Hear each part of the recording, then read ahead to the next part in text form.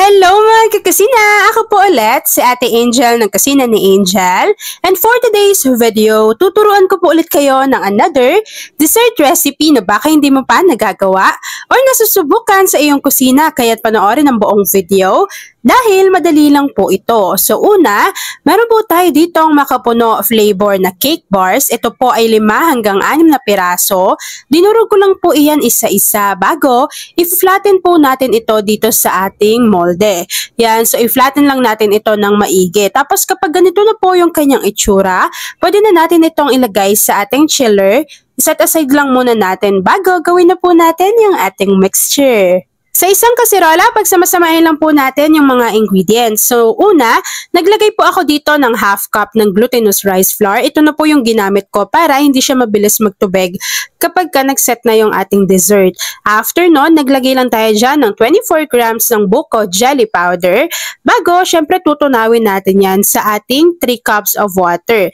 After adding ng ating 3 cups of water, haluin lang po natin ito ng maigi para sure tayo na wala nang namumuo or naninikit na dry ingredients dyan sa bottom ng ating pan. And take note po na hindi pa nakabukas yung apoy sa ating kalan. Kapag natunaw na po natin yung ating glutinous rice flour pati yung ating jelly powder, naglagay lang po tayo dito ng 1 can or 360 ml ng evaporated milk. After adding ng ating evaporated milk, maglagay na rin tayo dito ng 1 can or 390 grams ng condensed milk. Bago, sundan lang din po natin ito ng half teaspoon ng vanilla essence or vanilla extract. Para naman po sa kakaibang flavor, siguro hindi na to medyo ordinary kasi nga yung iba nagtatry na rin, maglagay tayo dyan ng 1 tablespoon ng matcha powder.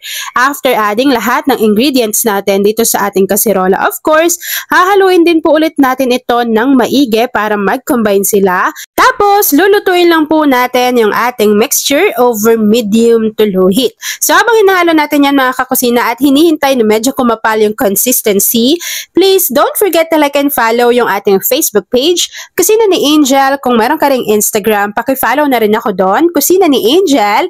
At kung gusto mong matuto pa ng iba pang mga recipes o kaya naman gusto mong mag-share ng mga niluluto mo everyday, pwedeng-pwede kang sumali sa ating Facebook group.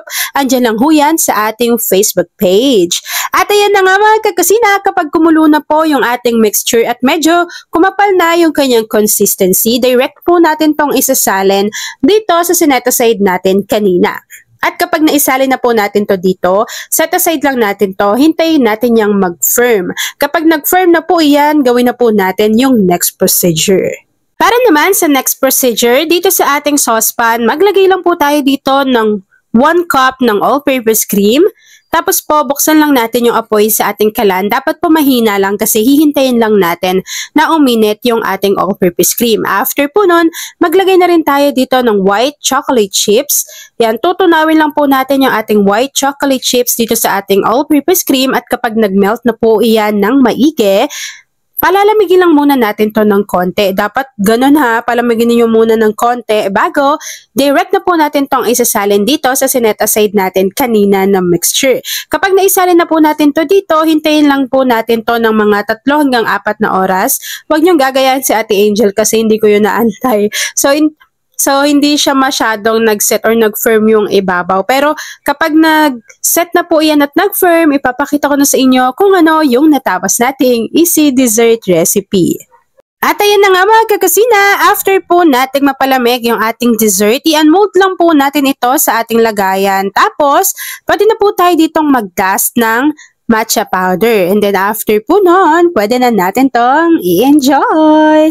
At ayan na nga mga kakasina, tapos na naman po ang ating easy dessert recipe na matcha cream cake. Kung nagustuhan mo yung ating video, please like and share this video. At kung hindi ka pa nakakapag-subscribe sa aking YouTube channel na Kusina ni Angel, please click subscribe button, click mo na yung notification bell, click all para lagi kang updated sa bawat ina-upload kong mga videos. So yun lang mga kakasina, thanks for watching and enjoy this video. Kung isa ka din pala sa dessert lover, say hi Angel sa ating comment box section.